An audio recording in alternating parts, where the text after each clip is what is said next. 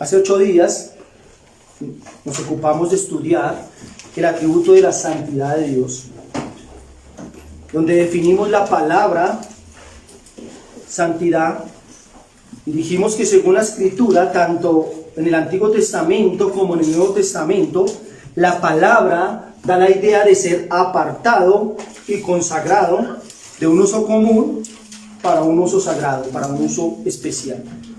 Y como segunda idea, la palabra santo se usa para referirse a algo recto y sin mancha.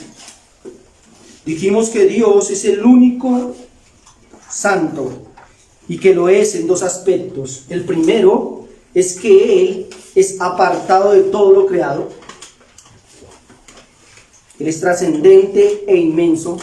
Y lo segundo que dijimos es que Él es puro, perfecto, recto, que no tiene ninguna comunión con el pecado.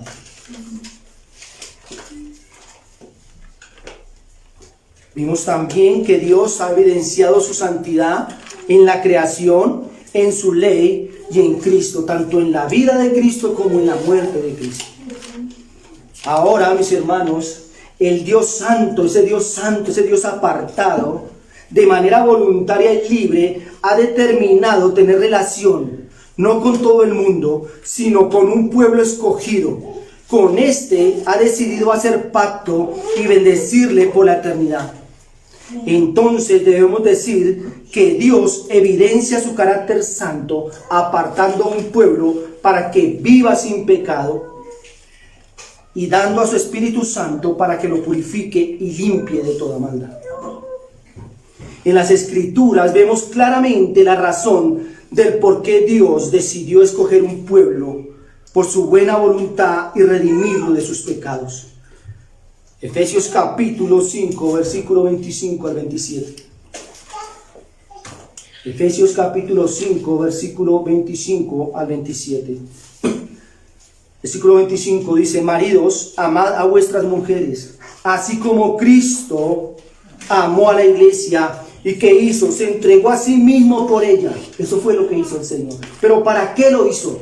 Dice que para santificarla, habiéndola purificado en el lavamiento del agua por la palabra, a fin de presentársela a sí mismo una iglesia gloriosa, que no tuviese mancha ni arruga, ni cosa semejante, sino que fuese santa y sin mancha. ¿Para qué el Señor murió en la cruz? Para perdonar los pecados de su pueblo escogido. ¿Pero para qué? Para santificar una iglesia, un pueblo. Dios entonces llama a un pueblo y le ordena vivir en santidad, negándose a los deseos que tenían antes, cuando no conocían a su Salvador. Dios le ordena en el nuevo pacto al Israel celestial: sed santos porque yo soy santo. Es una orden, es un imperativo, no es si quieren. Ustedes deben vivir en santidad. ¿Por qué? Porque yo soy santo. Yo no soporto el pecado. Yo no tengo ninguna comunión con él. Entonces queda claro que Dios apartó un pueblo, lo redimió de sus pecados para que fueran puros y sin mancha y reflejaran en su vida práctica la perfección de su Padre. Es de esta manera que Dios evidencia su santidad en su pueblo escogido. En esta tarde es de este tema que deseo hablar, de la santidad en el pueblo de Dios. Hoy estudiaremos la doctrina, o empezaremos a estudiar la doctrina de la santificación. Bueno, el tema de la santificación es un tema muy profundo, es un tema muy amplio, y al menos me voy a tomar este y el otro sermón para hablar acerca de la santificación en el pueblo del Señor.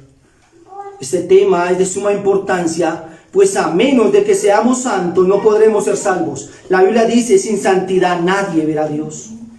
Y hay al menos 3 cosas absolutamente necesarias para la salvación. Escúchenme bien eso: la regeneración o el nuevo nacimiento, la justificación y la santificación. Es imposible ser un creyente sin tener estas 3 obras de gracia. Si en una persona falta una de ellas, con bastante fundamento podemos decir que no es salva y no será glorificada en el día final. Hoy, más que en otros tiempos, nos encontramos con personas que se profesan ser cristianos declaran que han nacido de nuevo, pero están tan abrazados a sus pecados y parece que no tienen ninguna intención de soltarlos. No se sienten afanados por andar en novedad de vida, como dice la Escritura. Descansan en que han sido objetos de la justificación. Yo creo en Cristo y es suficiente. Pero existen otras personas que tienen temor de hacer de las obras parte de la justificación.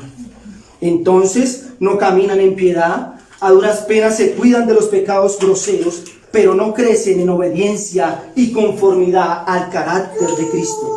No entienden que la santidad, aunque no es un requisito para ser salvo, sí es una evidencia de aquel que es salvo. Si usted ha sido justificado, si un hombre ha sido justificado, lo evidencia con su vida. La justificación es por gracia, pero deben haber obras que muestran que realmente esto ha ocurrido en el hombre.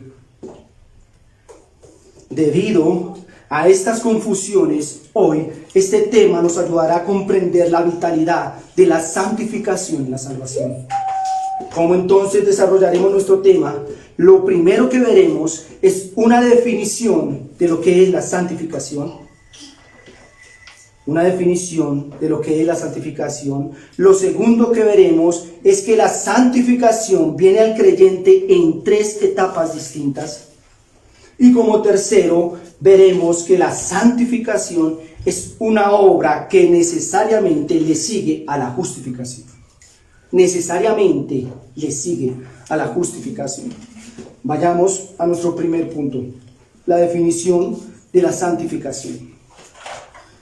Para definir la santificación me he valido de la definición que da el teólogo Louis Berkhof, donde vamos a tomar esa definición y la vamos a dividir en 4 cláusulas que no salen de allí, de esa misma definición. El teólogo Berkhof dice lo siguiente: la santificación en el creyente es aquella operación bondadosa y continua del Espíritu Santo, mediante la cual el Espíritu Santo, al pecador justificado, lo libera de la corrupción del pecado, renueva su naturaleza a la imagen de Dios y lo capacita para hacer buenas obras. Se la voy a repetir. La santificación en el creyente es aquella operación bondadosa y continua del Espíritu Santo, mediante la cual él, o sea, el Espíritu Santo, al pecador justificado lo libera de la corrupción del pecado, renueva su naturaleza a la imagen de Dios y lo capacita para hacer buenas obras. Vayamos entonces a nuestra primera cláusula. Es aquella operación bondadosa y continua del Espíritu Santo. Es aquella operación bondadosa y continua del Espíritu Santo. La obra de santificación es una operación del Dios Trino. Escúchenme bien. Es una operación del Dios Trino. Cuando nosotros hablamos del Espíritu Santo, cuando hablamos de la Trinidad, dijimos que de ninguna manera podemos separar la Trinidad. Hay obras en cada persona de la Trinidad, cada uno desempeña una obra.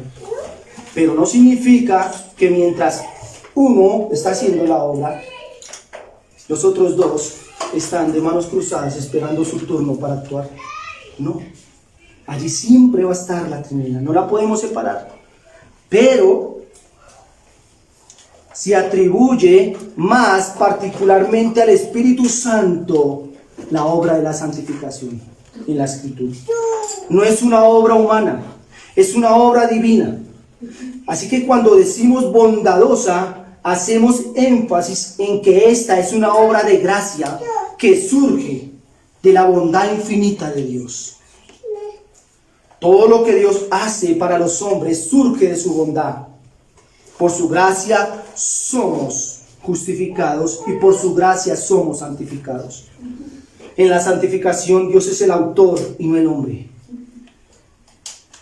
Y aunque el hombre tiene el privilegio de cooperar para su santificación, vamos a estar explicando esto, no en este sermón, pero sí más adelante. Aún lo que hace, el hombre, lo que hace, lo hace por la fuerza que cada día le infunde el Espíritu Santo. Es por gracia.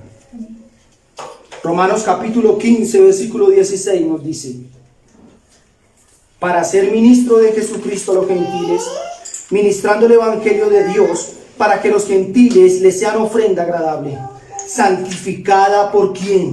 Por el Espíritu Santo. Él es el encargado de santificar a la iglesia, el Espíritu Santo. Primera de Pedro capítulo 1, versículo 2. Elegidos según la presencia de Dios Padre en santificación del Espíritu, para obedecer y ser rociados con la sangre de Jesucristo, gracia y paz os sean multiplicados.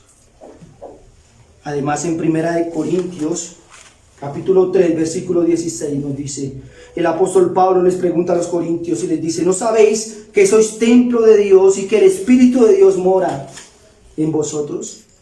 La iglesia recibe el nombre de templo de Dios, donde el Espíritu Santo mora. Es el Espíritu Santo el encargado de transformar a la iglesia con su poder. El Padre lo ha enviado para santificar a su pueblo escogido. Primera de Tesalonicenses capítulo 2, versículo 13. Primera de Tesalonicenses capítulo 2, versículo 13 nos dice: pero nosotros debemos dar siempre gracias a Dios respecto a vosotros, hermanos amados por el Señor, de que Dios os haya escogido desde el principio para salvación, mediante la santificación por el Espíritu y la fe en la verdad. Como podemos ver en estos textos, es el Espíritu Santo quien realiza la obra santificadora. Entendiendo quién es el autor de la santificación, pasemos a nuestra segunda cláusula.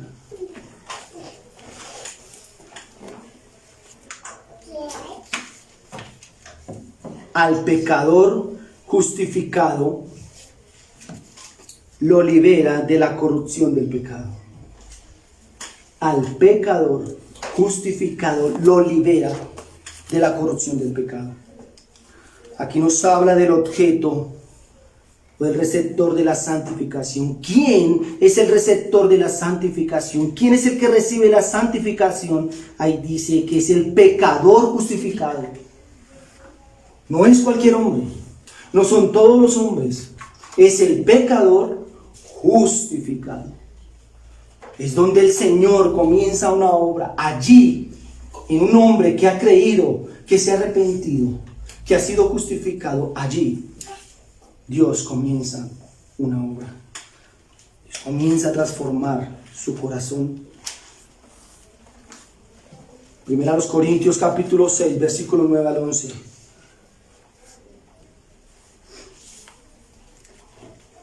¿No sabéis que los injustos no heredarán el reino de Dios?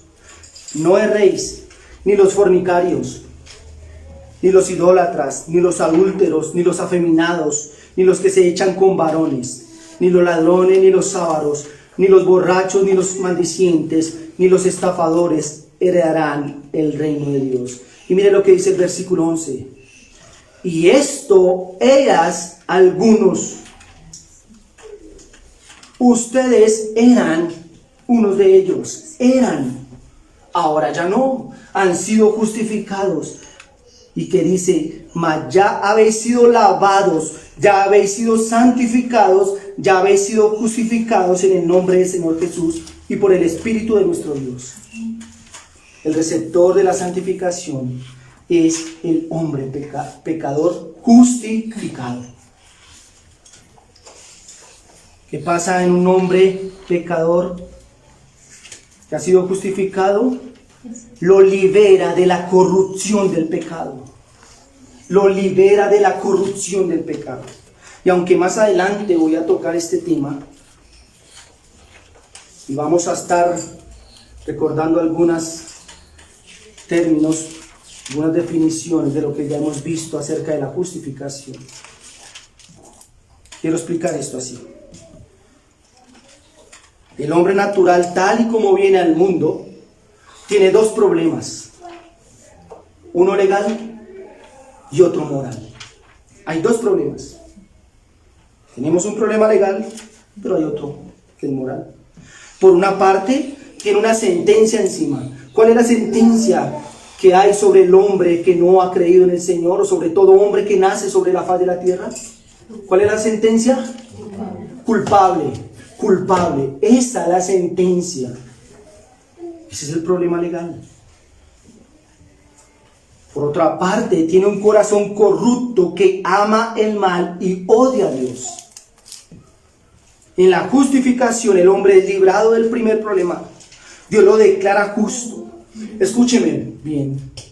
La justificación es una declaración y la santificación es una obra. Justificación, una declaración. La santificación es una obra. Es muy distinto.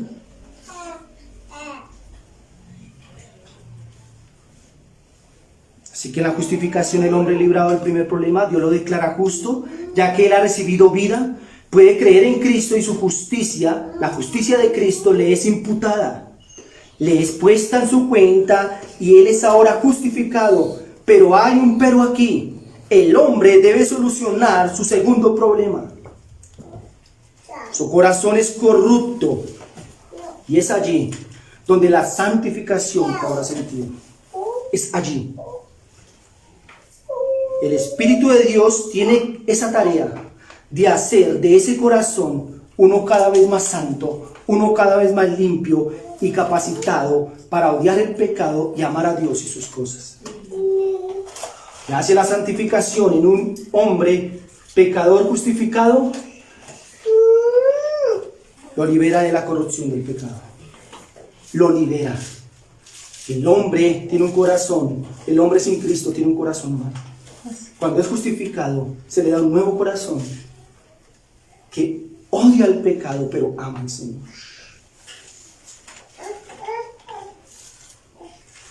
Recuerden entonces, hermanos, que el autor de la santificación es el Espíritu Santo. Su tarea es limpiar el corazón corrupto del pecador justificado. Entonces vayamos a nuestra tercera cláusula. Renueva su naturaleza a la imagen de Dios. Hermanos, este punto que vamos a ver es grandioso, es maravilloso. Renueva su naturaleza a la imagen de Dios. Esta parte de la definición nos habla de la naturaleza misma de la santificación. ¿Qué es entonces la santificación?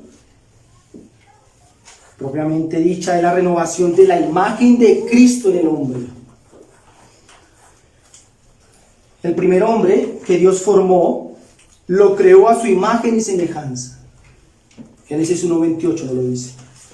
Hagamos al hombre a nuestra imagen, conforme a nuestra semejanza.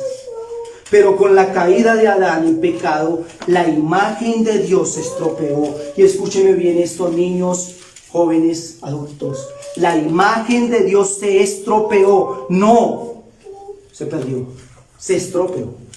¿Ustedes se han visto en un espejo cóncavo alguna vez? Un espejo que es como curvo. Si usted se mira, ¿sí? O ha tenido la oportunidad de ir a un museo o a Maloca, creo que hay unos espejos donde usted se mira y se ve distorsionado, su cuerpo se ve torcido, su cabeza se ve grande, su cuerpo se ve más pequeñito.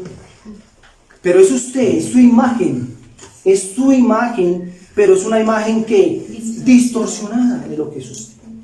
Eso fue lo que pasó. Cuando el hombre pecó, la imagen de Dios que se distorsionó. Algunos creen que cuando el hombre pecó por primera vez, perdió la imagen de Dios y por lo tanto no puede seguir llamándose portador de esa imagen. Pero en Génesis capítulo 5, versículo 1, no se nos insinúa esto. Veamos ese texto, Génesis capítulo 5, versículo 1.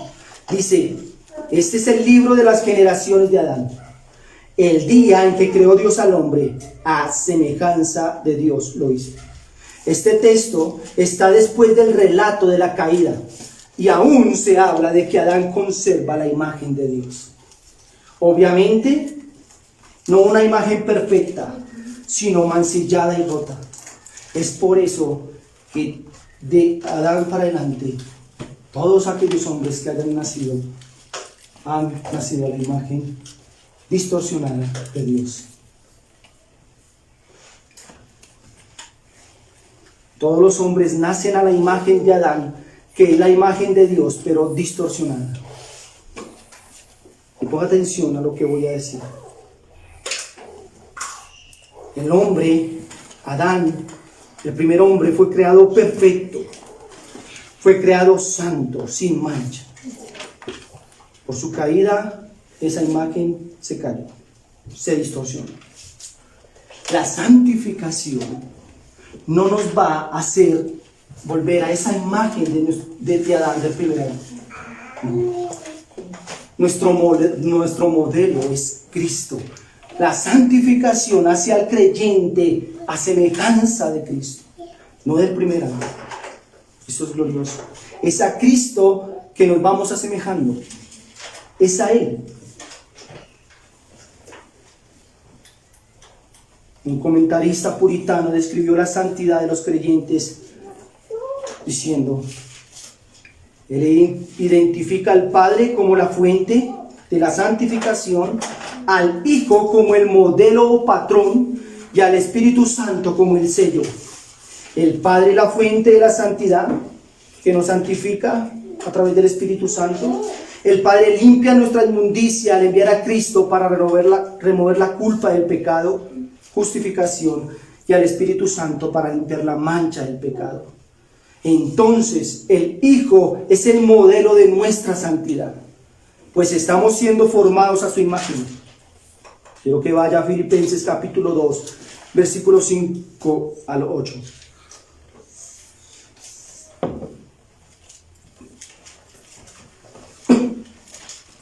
Filipenses capítulo 2, 5 al 8. El 5 dice: haya pues en vosotros ese sentir que hubo también en Adán. No. Haya pues en vosotros ese sentir que hubo también en Cristo Jesús. ¿Cómo debemos nosotros sentir? ¿Qué es lo que debemos sentir? ¿Cuál es nuestro modelo? Cristo. ¿A qué imagen debemos nosotros conformarnos? ¿A la de ese Adán que fue creado santo desde el principio, pero que pecó? No, ese no es nuestro modelo. Es Cristo, el cual, siendo en forma de Dios, no estimó el ser igual a Dios como cosa a que aferrarse, sino que se despojó a sí mismo, tomando forma de siervo, hecho semejante a los hombres, y estando en la condición de hombre, se humilló a sí mismo, haciéndose obediente hasta la muerte y muerte de cruz. ¿Cuál es nuestro ejemplo a seguir? Cristo.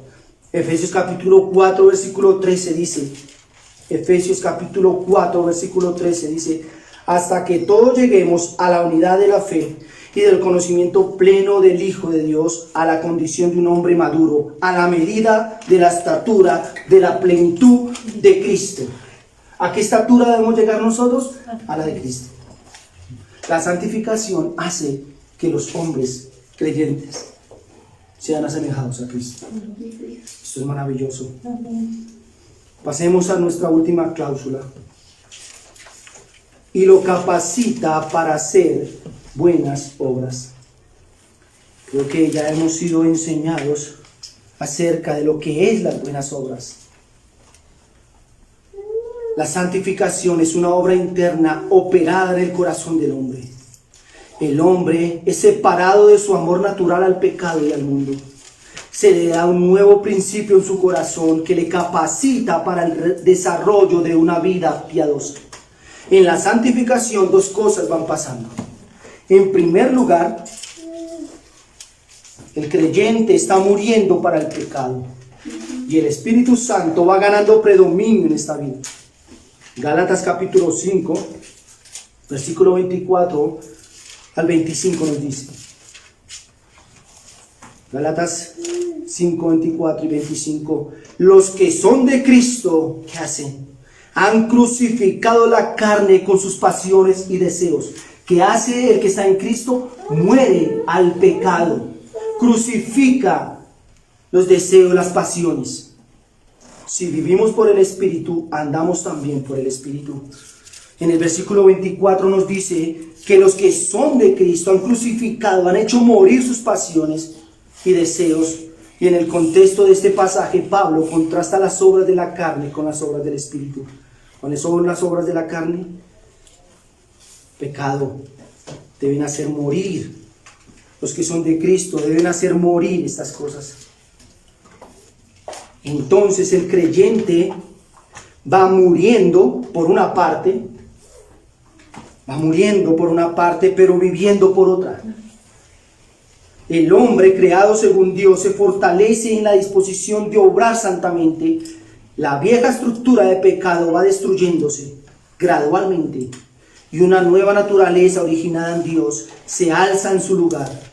Estas dos obras se van realizando en el alma de manera contemporánea. A medida que se va derribando el viejo edificio, se construye uno nuevo. ¿Qué hace la santificación, mis hermanos? Capacita al hombre para hacer buenas obras.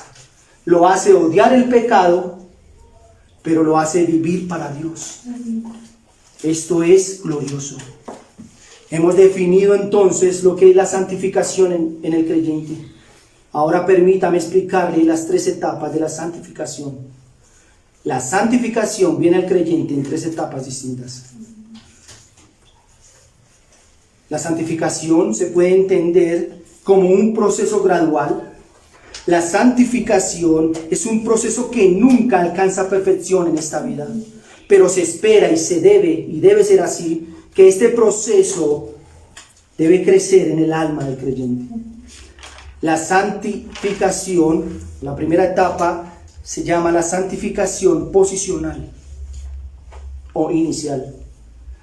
Es la obra mediante la cual el creyente es santificado en función de su posición en Cristo. Posicional, posición en Cristo. ¿Cuál es la posición de todo hombre que está sin Cristo? Vaya a Juan capítulo 8.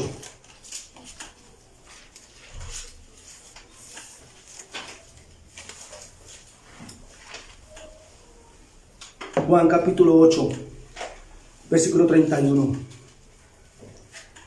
Dijo entonces Jesús a los judíos que habían creído en él: si vosotros permaneciereis en mi palabra, seréis verdaderamente mis discípulos, y conoceréis la verdad, y la verdad os hará libres. Le respondieron: linaje de Abraham somos, y jamás hemos sido esclavos de nadie. ¿Cómo dices tú, seréis libres? Versículo 34. Jesús le respondió: de cierto os digo, que todo aquel que hace pecado, esclavo es del pecado. ¿Cuál es la posición del hombre sin Cristo? Esclavo del pecado, hermanos. Esclavo. Romanos capítulo 6, versículo 16.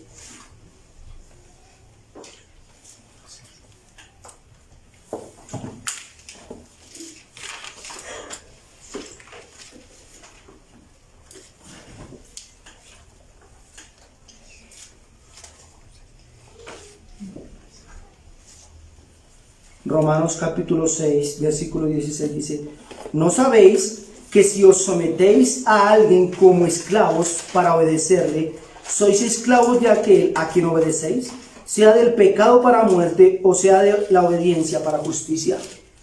¿Cuál es la condición, cuál es la posición del hombre sin Cristo? Esclavo del pecado. ¿Qué es la santificación posicional? Es la que quita el dominio del pecado sobre los hombres. Ese dominio lo quita. Es decir, que aunque el pecado sea o siga siendo nuestro enemigo, ya no es nuestro rey, ya no manda en nosotros.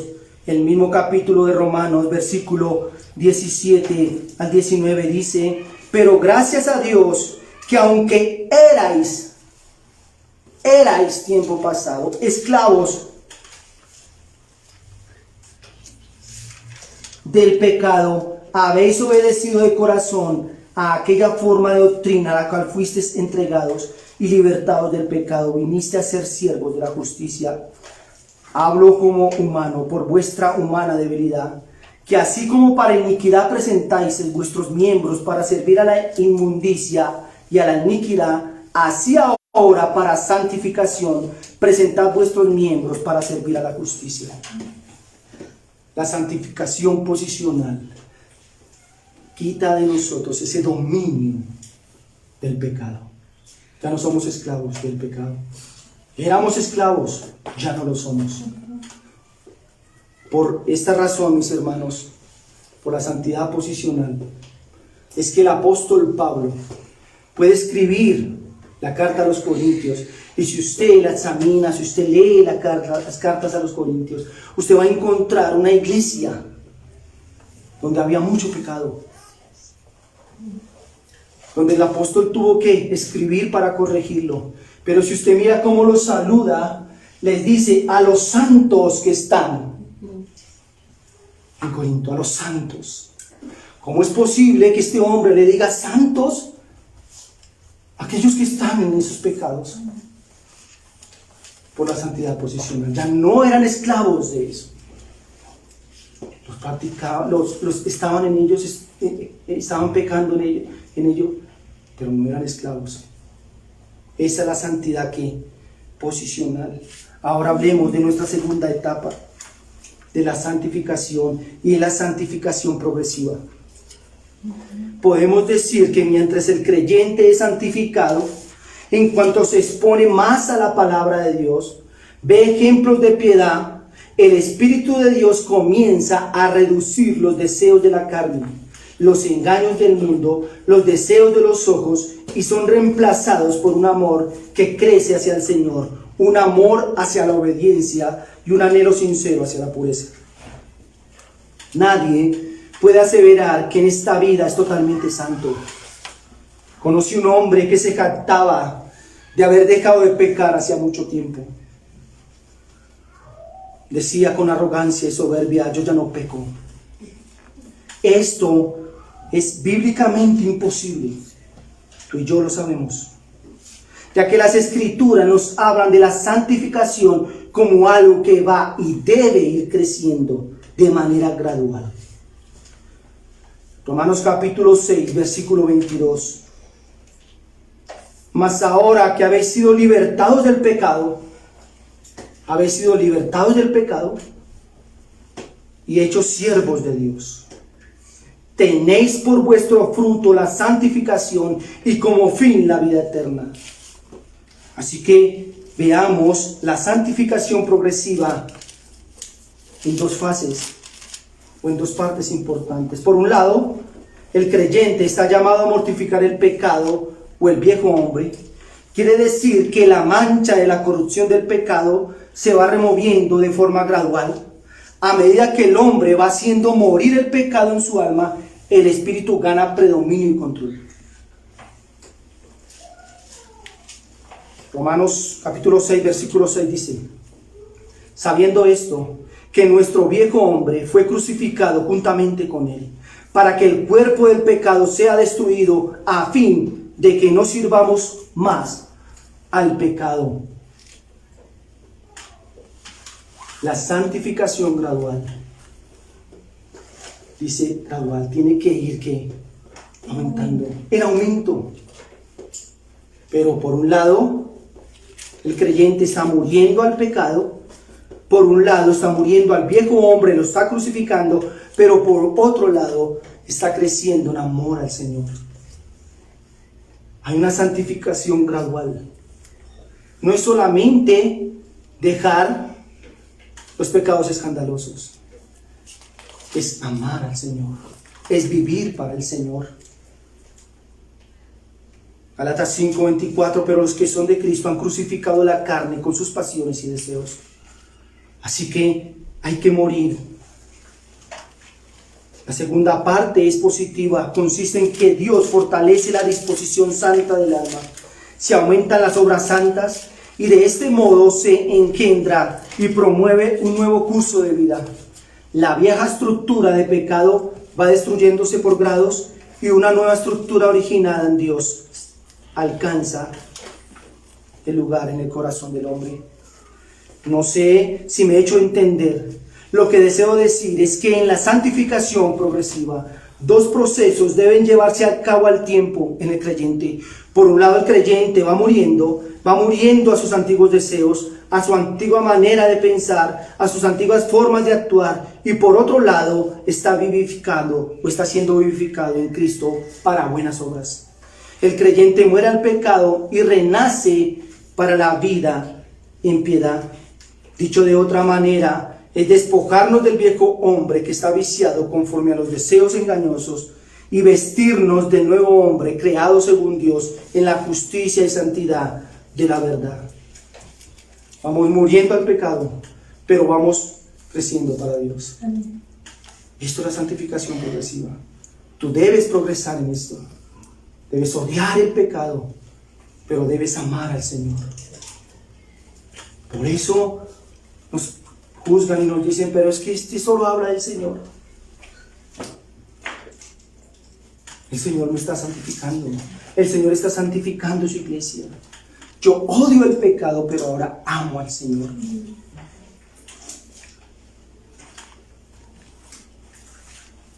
Entonces, la santificación progresiva es en la que el creyente continúa luchando con su corrupción del corazón y cada vez más se va conformando a la imagen de Cristo.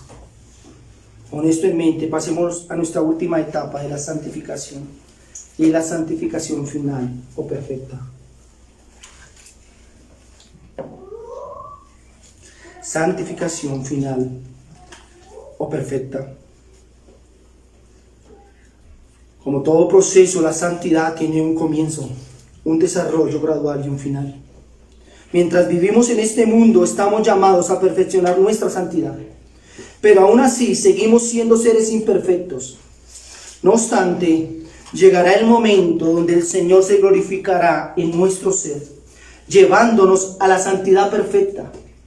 La Escritura habla de esta verdad en 1 de Juan, capítulo 3, versículo 2. Primera de Juan, capítulo 3, versículo 2. Amados, ahora somos hijos de Dios y aún no se ha manifestado lo que hemos de ser. Pero sabemos que cuando Él se manifieste, seremos semejantes a Él, porque le veremos tal como Él es. Entonces, la santificación definitiva o perfecta es el aspecto relacionado con nuestra perfección final, y solo la poseeremos en la gloria.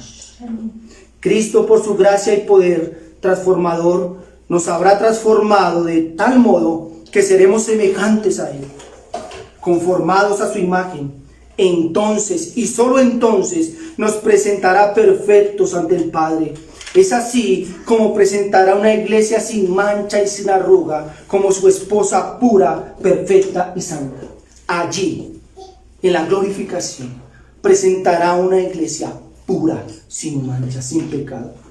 Ya no tendremos que luchar con el pecado. Moriremos definitivamente, porque allí habrá una santidad, santificación perfecta.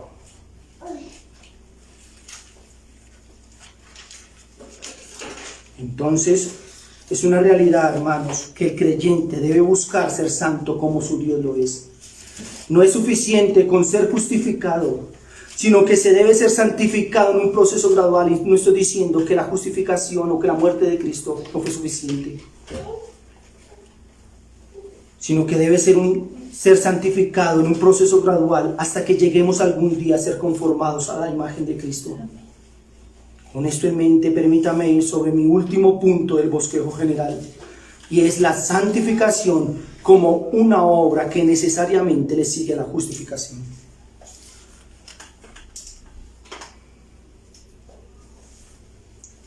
Muchos piensan que la salvación es un acto instantáneo y el extremo simple, que solo consiste en una declaración fría de fe en Cristo, y eso es suficiente para ser salvos. Recibí una pregunta de una hermana que me dijo: hermano, ¿cómo hago para predicar el evangelio a una persona que cree ser salva porque ha hecho una declaración pública de fe y porque dice que cree en el Señor? Pero, escuche con atención esto. Esta mujer que dice esto, vive en sus pecados, los justifica, no se arrepiente de ellos, los pasa por alto como si a Dios no le importaran. Así como esta mujer, hay muchas personas engañadas que piensan que Cristo murió y resucitó solo para obtener el perdón de sus pecados. Rael dice: si se piensa así, todavía hay mucho que aprender, pues la obra salvadora de nuestro bendito Salvador es completa. El Señor ha tomado sobre sí todas las necesidades de sus escogidos. No solo los ha librado con su muerte de la culpa de sus pecados, sino que también al darles el Espíritu Santo los libra del dominio del pecado. Entonces no solo los justifica, sino que también los santifica. Frente a esta verdad, ni la mujer de mi ejemplo, ni ninguna persona puede creer que ha sido perdonada de sus pecados para continuar caminando en ellos. Quien ha sido justificado buscará su santificación, y el Espíritu Santo le fortalecerá y vivificará para cumplir esta resolución. Una persona que ha sido justificada buscará la santificación. Hermanos, aquí quiero apelar a su conocimiento. Veamos qué tanto hemos repasado lo que hemos aprendido recientemente. Ustedes recuerdan cuál es el problema que tiene el hombre no regenerado para con Dios. Hace un momento lo hablamos. Es culpable. Nunca se le olvide eso. El hombre sin Cristo ha sido declarado culpable. El problema de la culpabilidad lo tiene todo hombre que nace sin el Señor. No hay justo ni aun uno, dice la Escritura. Todo hombre ha defraudado la ley de Dios y por tanto es reo de muerte. Su sentencia ya ha sido dictada y es culpable. El hombre tiene un pasado criminal, un archivo que le condena. De esta manera el hombre está condenado, está bajo la ira de Dios y es enemigo de Dios. Colosenses capítulo 2, versículo 14. Texto muy conocido. Colosenses capítulo 2, versículo 14. Anulando el acta de los decretos que había contra nosotros, que nos era contraria, quitándola de en medio y clavándola en la cruz. Tú y yo teníamos un historial. Aquí el acta de los decretos se refiere literalmente a un registro hecho a mano de Dios, de nuestras deudas. Ustedes y yo teníamos un registro el cual daba cuenta de nuestra deuda de pecado delante de Dios. Sin embargo, por gracia, Cristo tomó la deuda de los pecadores y la clavó en la cruz. Con su muerte sacrificial y sustitutiva, pagó la culpa del pecado y canceló la deuda. Así, escúcheme bien, así, nuestro buen Señor, nuestro buen Padre, solucionó ese problema que teníamos, un problema legal delante de Dios, en la justificación. Allí en nuestro historial quedó borrado. Pero allí no para el asunto. Hay un segundo problema. ¿Cuál? Un corazón malo. El hombre sin Cristo tiene un corazón malo que odia a Dios. No solamente es culpable por haber pecado, sino que es un pecador. Sigue pecando, un corazón malo. Jeremías 17:19 dice: engañoso es el corazón más que todas las cosas, y perverso, ¿quién lo conocerá? ¿Quién lo conocerá? ¿De dónde salen los adulterios? ¿De dónde salen los asesinatos? ¿De dónde, mis hermanos? Del corazón. Por supuesto, el hombre que ha sido justificado recibe un corazón totalmente diferente. En Ezequiel 36, 26, 28 nos dice que recibiremos un nuevo corazón, un corazón que ama al Señor. El alma del hombre está corrompida por el pecado y envuelta en tantas capas de mentira que no puede ser ayudada por el hombre mismo. Esto es lo que hemos visto durante varios días en la depravación total del hombre. ¿Puede usted ver los dos problemas aquí? Déjeme remarcar esto. El hombre tiene dos grandes problemas. Un acta en su contra por todo aquello que hizo y no debería haber hecho, y por aquello que no hizo cuando debería haberlo hecho. Y el problema de su corazón corrupto. En la justificación Dios nos declara justos. En la santificación Dios nos hace justos. Ningún hombre con un historial en rojo de entrar al cielo, pero ningún hombre con un corazón corrupto entrará al cielo. Ninguno. La santificación va totalmente después de la justificación. Un hombre no puede decir yo he sido justificado, pero ando en mis delitos y pecados. Se está engañando a sí mismo. Esos dos problemas tienen que ser solucionados para ir al cielo. Escúcheme bien, la justificación me da la entrada al cielo porque creo en Cristo. La santificación me prepara para ir al cielo. Me prepara para ir al cielo. Tengo un corazón malo. Allí no puedo entrar con ese corazón. A través de la santificación, Dios me limpia el corazón. Yo pregunto, ¿cómo puede un hombre creer que toda su vida ha odiado al Señor, toda su vida ha odiado orar, no le agrada las cosas del Señor,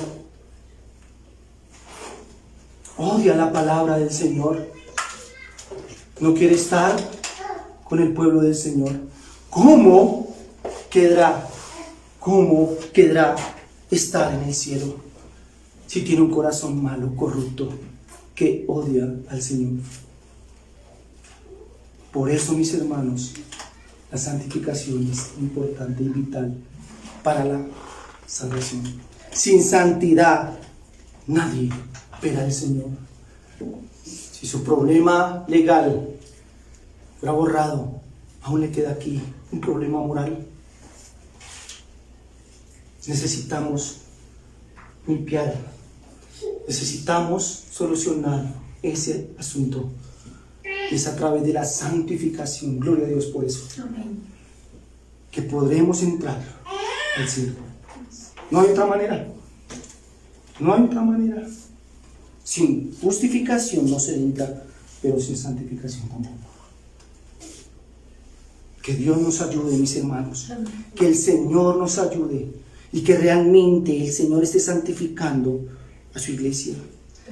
Cada sermón que usted recibe, cada mensaje por WhatsApp del pastor que le enseña a usted, le está diciendo sea santo. Viva en santidad. Porque sin santidad nadie verá al Señor. Así que no tomemos en poco lo que hemos recibido de Dios. Amén. Tenemos una iglesia que nos habla del pecado. Muchos la juzgan. Tenemos un pastor que se preocupa por nuestra santificación. Pero lo más maravilloso, tenemos el Espíritu Santo que nos ayuda en nuestra santificación. Démosle gracias al Señor, hermanos.